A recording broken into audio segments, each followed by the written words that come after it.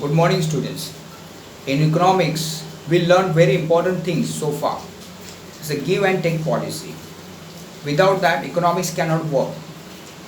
Today's topic is also related with this give and take policies between the customer and the producer, between the consumer and the firms. So these are the two important sectors in the economy, and on the basis of these two sectors, we are going to learn today the lesson circular flow of income. Now, how income is flow from one person to another, from the firms to the households, and from the household to the firm. That I explained with the help of this nice circle. With that, you can understand how the income is moved from one person to another. Let's see. There are two important sectors in the economy. One is household, like you, me, all the people are the part of this household. All the individuals are the part of this household, or all the consumers are part of this household, or all the workers who are working are part of this household, as well as all the factors who are responsible for the production are also part of this household. Next, second sector is firms, companies, producers, enterprises, entrepreneurs are the part of these firms. Students, household provide the factor services to the firms, provides factor services to the firm in the form of land, labor, capitals and enterprises. You can see this, they are providing services to the firms. Not only that, for this providing the services, correct, it is a firm who will be able to produce the goods, correct. So those goods which is provided by, which is been produced with the help of the household, are again sold to the same household by the firms.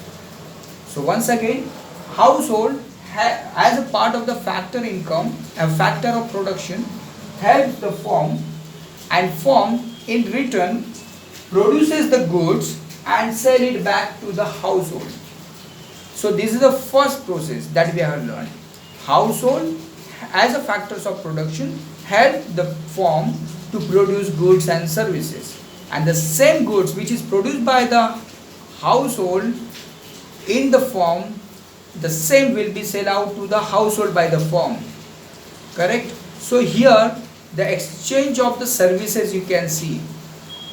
First, household provide the factor services and the firms provide the goods and services to the household.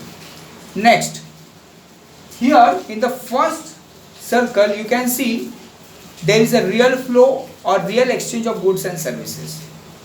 But in the second circle, if you see inner circle, you can see there is an exchange of money. How? You can say household purchases the goods which is produced by firms. Household purchases goods. Household purchases goods which is produced by firm. And firms, for giving these factor services, making a payment to the household.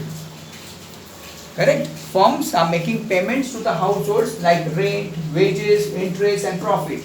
The same money, out of that proportion, they are spending, household spending for the goods and services.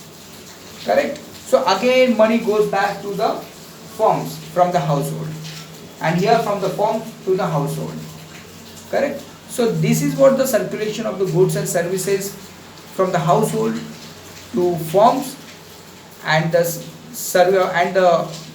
circulation of the money from household to the firms in the form of consumption expenditure, and from the firms to the household in the form of their factor services, income from the factor services which is provided by the household.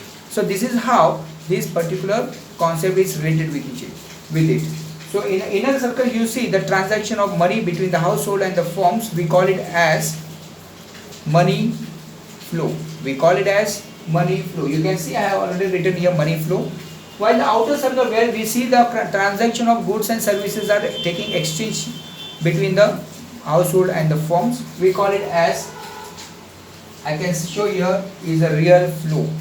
So this is called real flow, where the exchange of the goods and services are taking place between the household and the firm. Correct?